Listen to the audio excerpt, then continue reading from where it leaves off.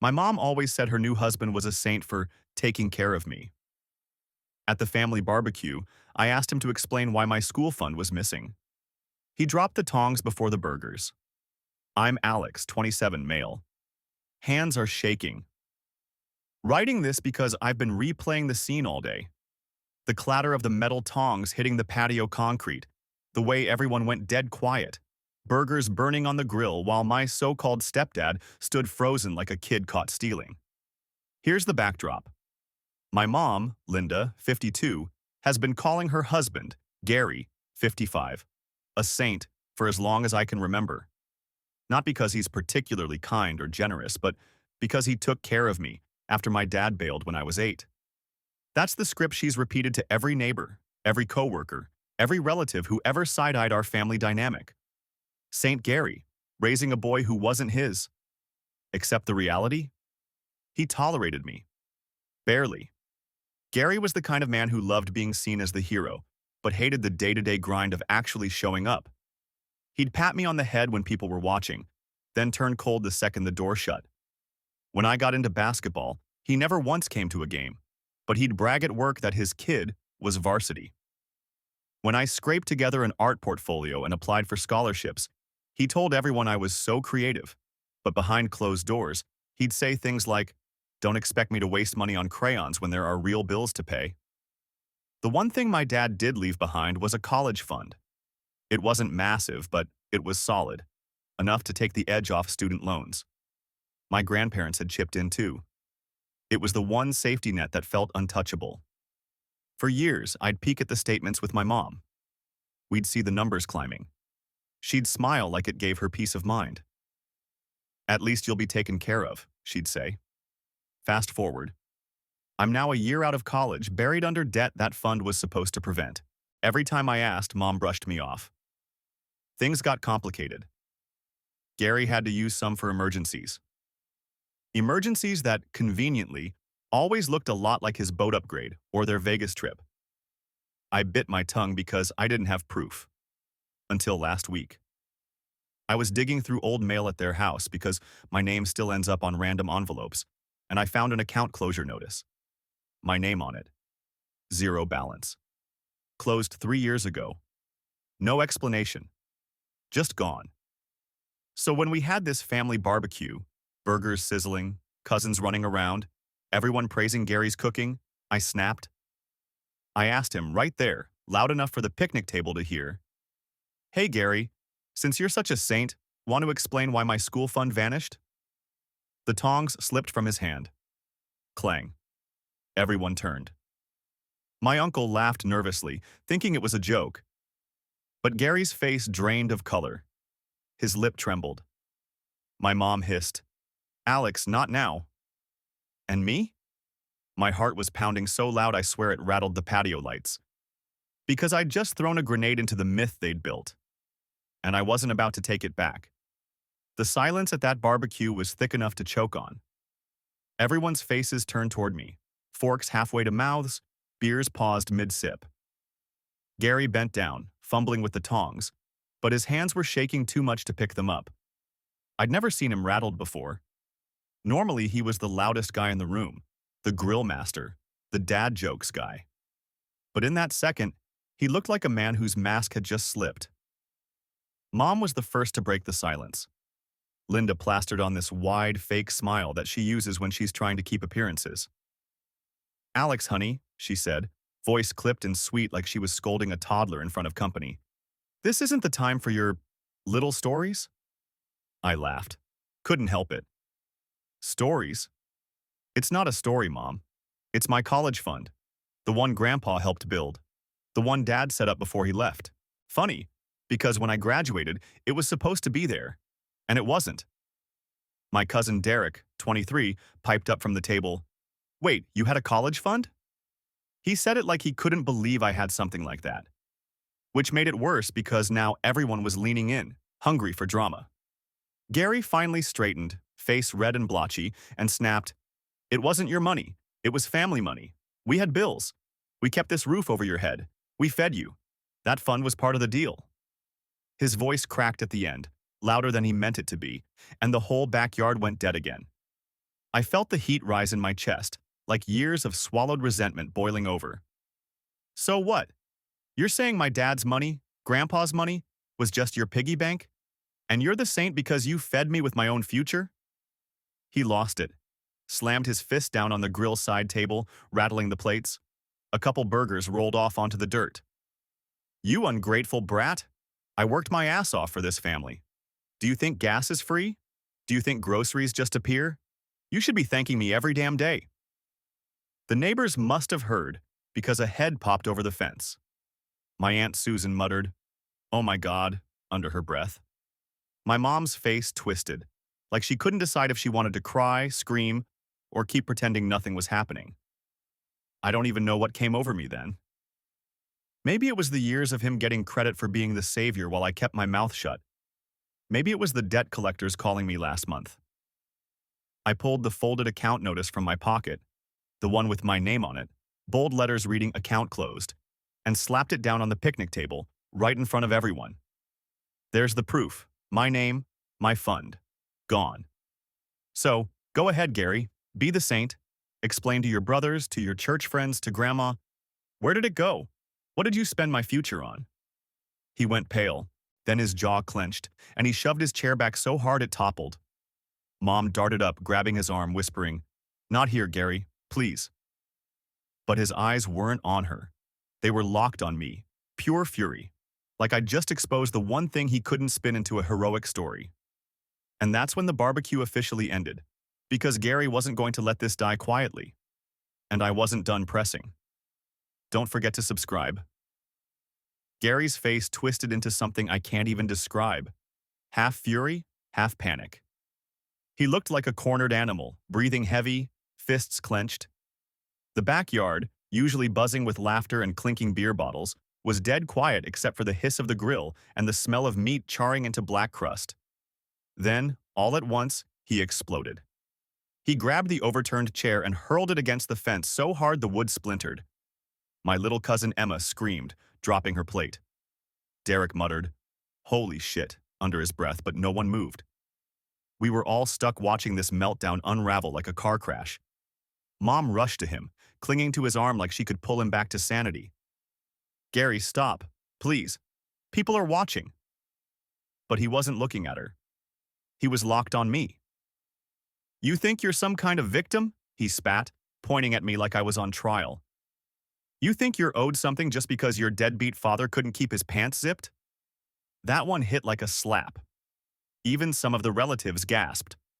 My dad may have bailed, but dragging him like that in front of everyone, like I was some shameful mistake, cut deep. "Don't talk about him like that," I snapped, my voice shaking but louder than I'd ever spoken to Gary before. "At least he left me something. What have you ever given me besides debt and bullshit stories?" He lunged forward, like he might actually swing. My Uncle Mike shot up, blocking him with an arm across his chest. "Enough, Gary. You're out of line." But Gary wasn't hearing it. He shoved Mike back and stomped toward the picnic table. Plates clattered to the ground as he swiped everything off in one violent sweep. Potato salad splattered across the grass, drinks spilled, kids crying. It was chaos. Mom was crying now too, pleading, "Gary, please, you're making it worse." He turned on her with this venom in his voice I'll never forget. "This is your fault. You told me to use that money. You said we'd replace it later. Don't you dare leave me hanging in front of them." And just like that, the mask was gone. He'd admitted it. Right there, loud enough for everyone to hear. My mom's face went white as a sheet, her hand flying to her mouth. That's when Aunt Susan pulled out her phone. Not even subtle, just straight up recording. Others followed. A crowd of witnesses with cameras catching every second of Gary's unraveling. Gary noticed, and he lost it completely. He stormed toward Susan, snatching for her phone, screaming, "Turn that off! Delete it right now!" She stumbled back, shouting for help. Derek and Mike rushed in, dragging Gary away before he could grab her. He was thrashing, red-faced, spitting out curses like a man possessed. And me? I just stood there, shaking, but with this strange calm rising inside. For the first time in years, it wasn't just my word against his.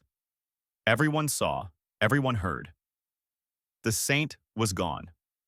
All that was left was the truth, and it was loud, messy, and impossible to spin.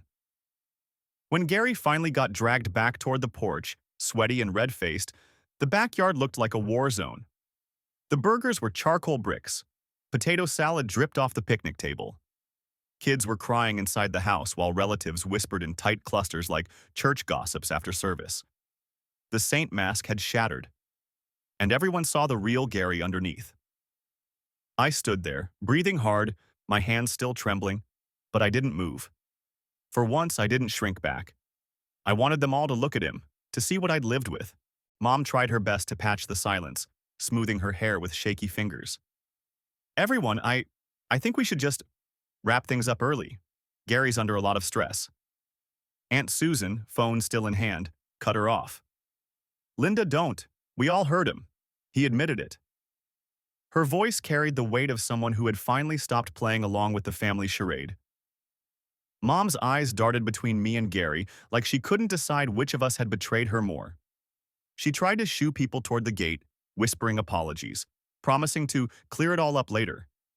But the damage was already done. Word travels fast in families, and faster in neighborhoods.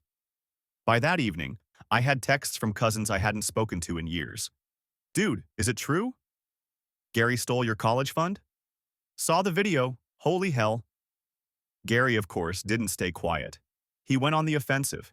He cornered me in the driveway as I was leaving, still smelling like smoke and beer. His voice was low but venomous.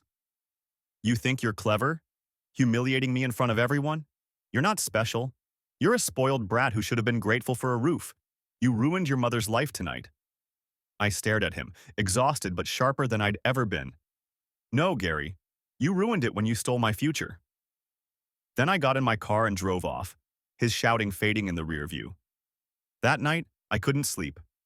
I kept replaying his words. Spoiled brat, ruined your mother's life. But underneath the anger was this strange clarity. For years, I thought the worst part was losing the money. But sitting in the dark, staring at my ceiling, I realized it wasn't just the money. It was the gaslighting, the endless saint narrative, the way Mom let him rewrite history until even I questioned my own memory. Now I had proof, witnesses, video, and I had leverage. And for the first time, I started to think about revenge. Not petty yelling matches or passive-aggressive digs. Real, undeniable public payback that would make sure Gary never got to hide behind that halo again. Update. Well, y'all were not kidding when you said this would blow up. I didn't expect the clip to spread past the family group, but apparently when Aunt Susan posted it for accountability, it took on a life of its own. Half the family has seen it. Some neighbors too. And I've gotten more DMs than I can process. Some of you were savage, not gonna lie. My favorite comment. St. Gary dropped his halo along with those tongs. Another person joked I should have handed him a collection plate after he admitted it was family money. I laughed so hard I nearly choked on my coffee. On the flip side, I got a few guilt-trippy messages like, you shouldn't air dirty laundry in public. To those people, I say, he aired it for me when he screamed in front of 30 people and smashed the potato salad. But the craziest part? The video didn't just embarrass him, it cracked something open.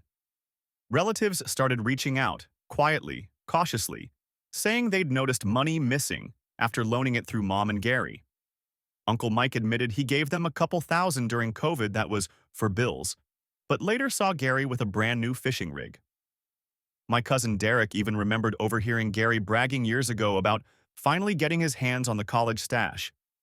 I thought it was just Derek being a jerk at the time. Guess not. Gary, of course, is in full meltdown mode. He's been calling me nonstop, blocked him. Then he switched to Mom's phone.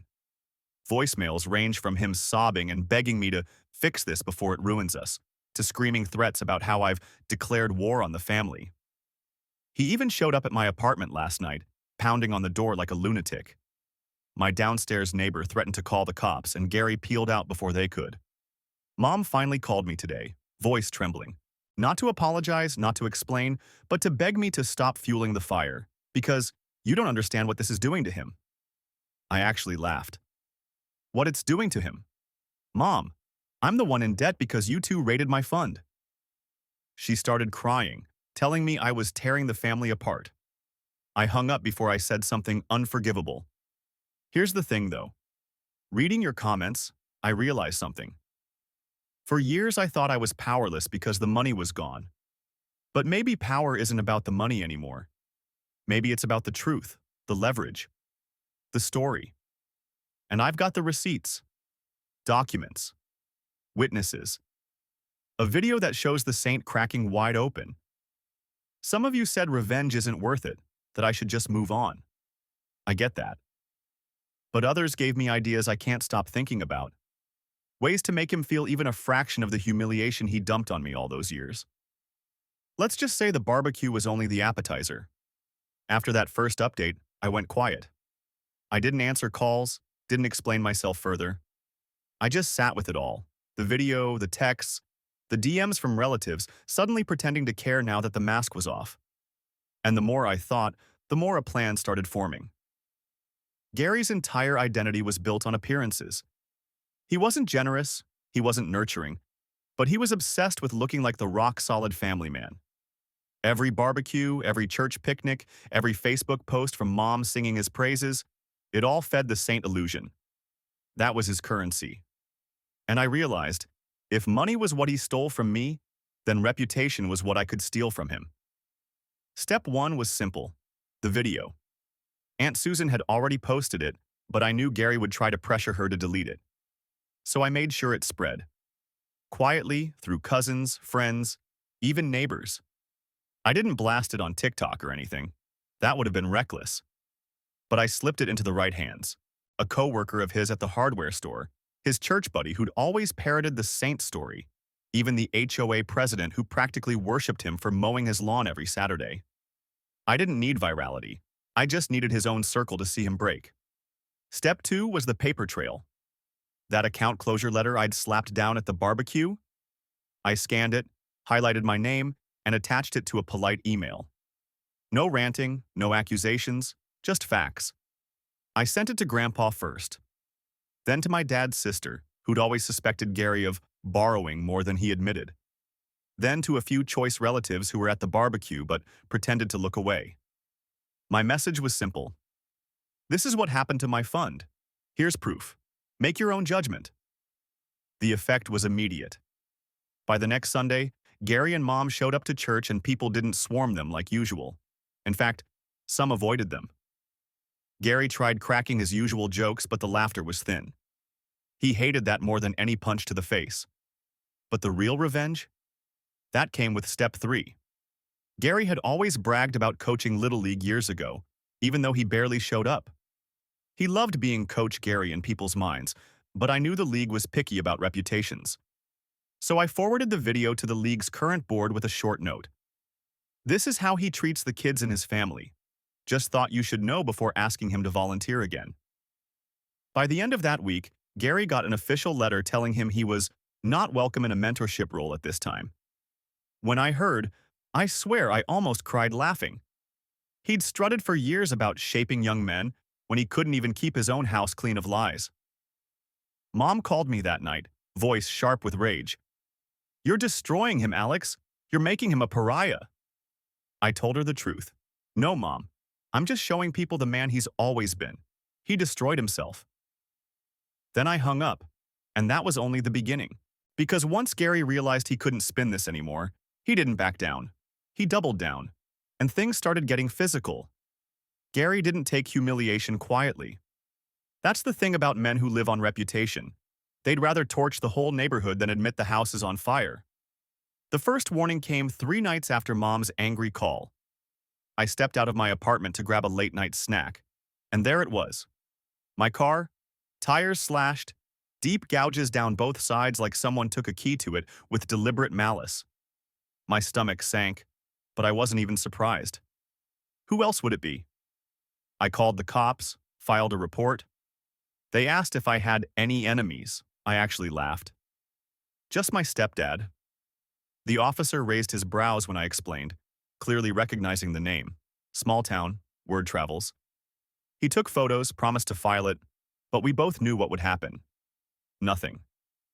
2 days later, it escalated. I woke up to pounding at my door, neighbors shouting. Someone had spray painted across the wall of my building, "Thief," in big black letters, as if I had stolen something. My landlord was furious, threatening fines, but when the neighbors filled him in, his anger shifted. They'd seen Gary's truck idling suspiciously in the lot the night before. I sent Mom a picture of the vandalism. Her reply came back in all caps. "Stop this war. You're killing him." Not one word about me. Not about my ruined car or my wall, just about Gary. That stung more than the paint. The breaking point came at the grocery store. I was in line with a cart of basics when I felt a hand clamp down on my shoulder. Gary. His face was red, eyes wild like he hadn't slept. He leaned in so close I could smell the beer on his breath. "You think you won, boy?" he hissed. "You think you can take me down? I'll bury you before you bury me." Before I could even respond, he shoved the cart into me, hard enough to slam my hip. A jar toppled and shattered on the floor. The whole checkout line gasped. Someone yelled, "Call security!" Gary stormed out, shoving past people like a bull. That was it. No more waiting for him to self-destruct. I wasn't just going to defend myself anymore. I was going to finish this. I went home, sat at my desk, pulled out every scrap of evidence I had. Bank letters, texts from Mom hinting at using the fund for emergencies, the video, witness statements from relatives who finally admitted he'd bragged about repurposing my money. I compiled it all into a neat, damning package. Then I started sending it. Not just to family this time, to his job, to the church board, to the credit union where he'd once tried to play financial advisor to younger couples. Every place where Gary's saint mask had currency, I cashed it out. By the next morning, I heard he'd been called into HR at work. By evening, the pastor had asked him to take some time off for reflection. And by the end of the week, Gary was blowing up Mom's Facebook with all-caps rants about betrayal and being framed. And me? I sat back, watching the dominoes fall. But I wasn't expecting what happened next, because Gary didn't just roll over. He found a way to drag my mom even deeper into the fire. Update 2. I didn't think this story could get darker, but here we are. And yeah, I saw your comments on the last post, half of you cheering me on. "St. Gary's halo is officially in foreclosure" was my favorite line. Half of you warning me he'd get dangerous. Turns out, both were right. Since my last update, things have spiraled. The evidence packet I sent? It worked. Too well, almost. Gary's work suggested he take indefinite leave. Church asked him to step down from volunteer roles. His buddy circle stopped inviting him to poker nights. I should have felt victorious, right? Like I'd finally flipped the script. Instead, I've been dealing with fallout I didn't expect, namely, my mom. Linda has completely hitched herself to his sinking ship. She called me sobbing, saying, "They're crucifying him, Alex. He's the victim." She even accused me of abandoning the man who raised me. That one broke me a little. Raised me? No. He fed me with the money he stole and took credit for it. That's not raising. But here's the real kicker. Gary's not going down quietly. He's dragging Mom into the mud with him. A cousin sent me screenshots of Facebook posts where Mom is defending him in local community groups, saying I fabricated documents and that I'm mentally unstable, always jealous of their marriage. That last part hurt more than I want to admit. She's not just covering for him. She's rewriting history, so I'm the villain. And the Reddit DMs? Holy hell, y'all are savage. Some of you suggested I sue them both. Others said I should cut all contact. One guy told me to salt the earth by mailing photocopies of the account closure letter to every address in their Christmas card list. Tempting, not gonna lie. But here's where it gets complicated.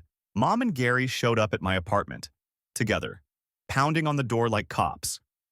I didn't answer, but I heard Gary yelling through the door, "You're nothing without us. You'll regret this." Mom's voice, softer but just as sharp. "Please stop before you destroy what little family you have left." I sat on the couch, phone in hand, debating whether to call the police. My hands were shaking, not from fear exactly, but from this sick realization. They were united, against me. After everything, after proof and witnesses, she chose him. So yeah, I hear the advice loud and clear. Lawyer up, restraining order, Cut them off. I'm already looking into it. But part of me doesn't just want to escape. I want to make sure neither of them ever gets to wear that saint and savior mask again. Some of you said revenge isn't worth it. But after last night, hearing their fists on my door, I know one thing. I'm not done. Not by a long shot. After they pounded on my door that night, something in me shifted. The fear burned off, and what was left was cold resolve. Gary and Linda weren't going to stop, not until they rewrote me out of my own story. So, if they wanted war, I'd give them one, but on my terms. The first move wasn't even mine. A week later, I woke up to another gift. My mailbox ripped clean off its post, lying in the street like roadkill. The landlord was furious, again, but by now even he admitted, "Yeah, this looks personal." The police report went nowhere, as usual. No witnesses, no fingerprints, just Gary's signature brand of petty rage. And then Mom doubled down. I got word from Aunt Susan that Linda had been calling relatives, crying into the phone, spinning this sob story about her ungrateful son, who was mentally unstable and trying to ruin her marriage out of jealousy. The kicker?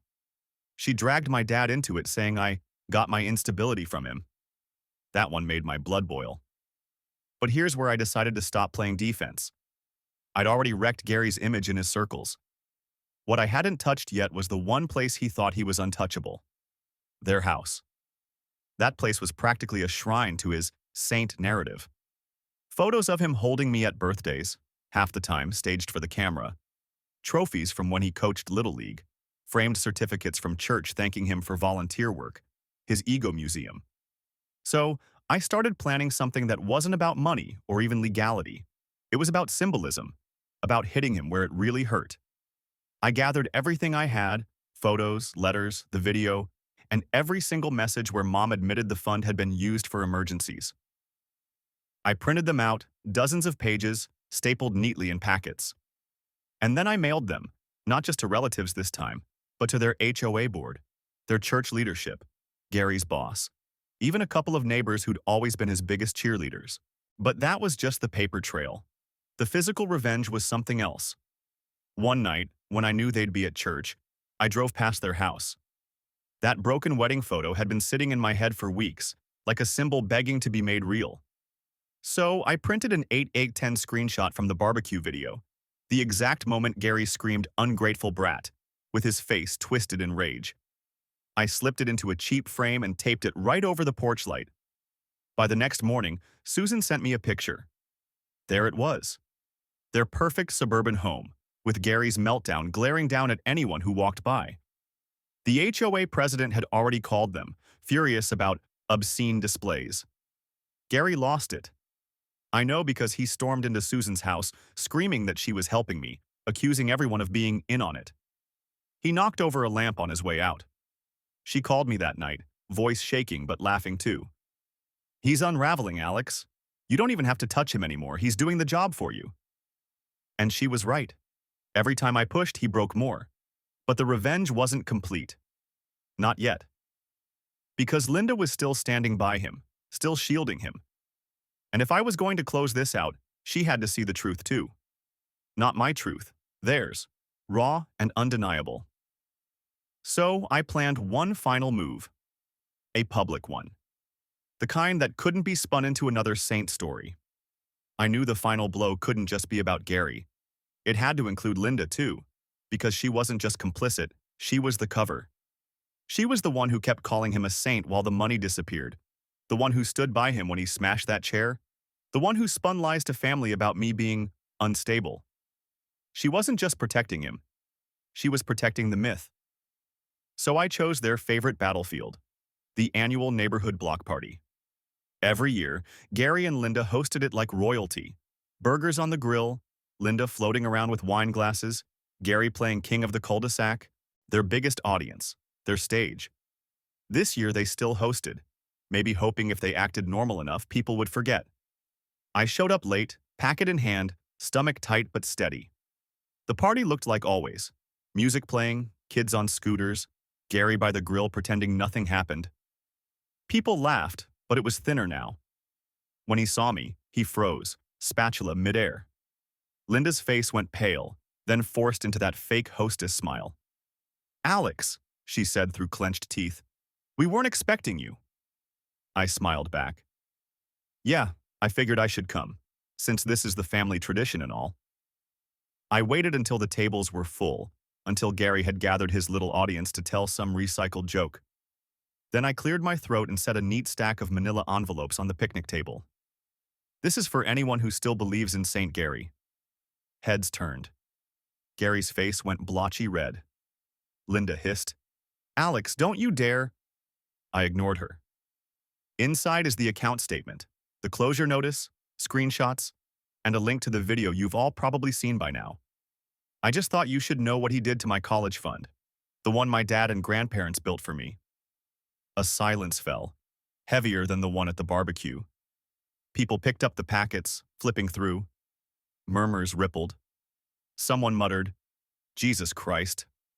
Another, "He really admitted it?" Gary lunged, trying to swipe the envelopes, but Derek blocked him this time. "Nah, man, we all deserve to see." Then came the sound that broke everything. Grandma's voice. Soft, shaking, but loud enough for everyone to hear. "Gary, that money was for Alex. We trusted you." Gary froze. For all his bluster, he couldn't face her.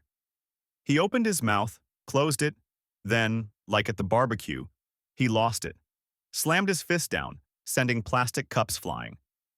"I fed him. I clothed him. He should be grateful." Linda tried to soothe him, gripping his arm, but people were already backing away, neighbors whispering, relatives staring at the ground. The spell was broken. And then Aunt Susan raised her phone again. Filming. Others followed. The man who lived for appearances now had nowhere left to hide. Gary snapped. He ripped the grill cover off, threw it across the yard, screamed something incoherent, and stormed into the house. A minute later, the sound of glass shattering inside. Linda chased after him, still yelling for everyone to leave. But no one left. They stayed, watching, judging. And me? I stood there, calm, for the first time in years. I didn't yell. I didn't need to. The truth was doing the work for me. By the end of the night, people were quietly gathering their kids, packing up food, muttering about how they'll never look at him the same. Gary and Linda's kingdom collapsed right there, on the same lawn where they'd built their myth. That was my revenge. Not money, not fists. Just the truth, dragged out into the sunlight, until there was nothing left for them to hide behind. I walked away, the sound of broken glass behind me, and felt lighter than I had in years. St. Gary was dead. And for once, I didn't feel like the orphan kid begging for scraps of his halo. I felt free.